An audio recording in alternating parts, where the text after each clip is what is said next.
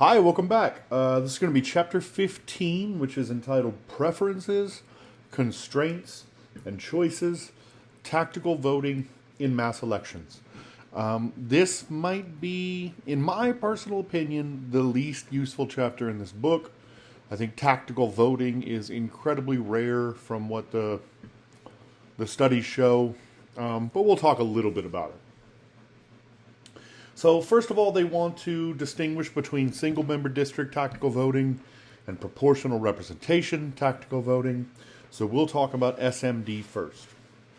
Of course, the most famous example of sort of tactical voting theorizing is from Duverger.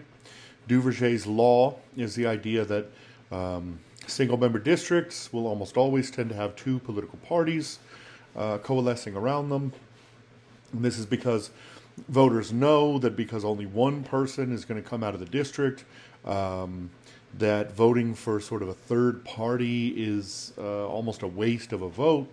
And so even if they prefer that third party, they vote, quote unquote, tactically for a party that has some sort of chance to actually win, right? There are some, I would say tactical voting is quite rare, even in cases where there is a third party like the UK. Voters also have to have pretty deep knowledge about who they expect to be the number one and number two vote takers in their district. So you have sort of high informational costs to tactical voting.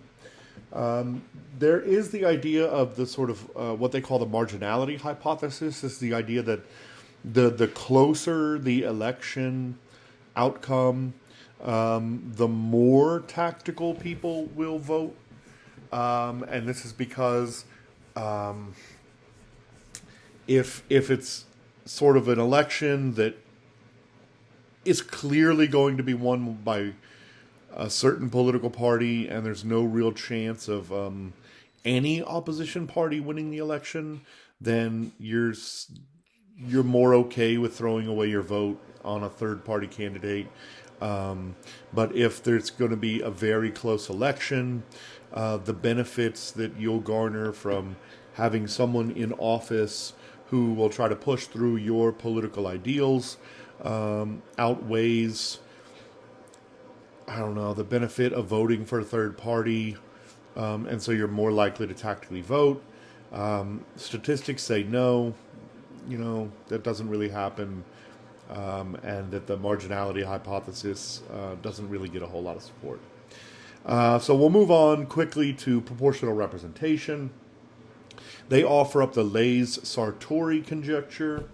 This is the idea that the lower the district magnitude, the less likely that sort of extreme political parties will be elected, and therefore you should see more tactical voting. There is some evidence for this. If you're in a district where, say 2 or 3 candidates will come out of your district, you're not going to vote for a party that's only going to get 10%, so you're going to vote tactically. There's also the idea that when we talk about the threshold, if your party can't get beyond the threshold, then your voters start to vote tactically too. So even if they're fans of, say, the far left Communist Party, if that party can't get past the 5% threshold to actually sit and be eligible to take a seat, then voters will stop voting for them. So anyway, really short chapter. I don't have much to talk about. Again, I don't really think tactical voting happens all that often, especially in the United States, where we have no third parties, right? That was chapter 15. I'll see you for the next one, chapter 16. Have a great day.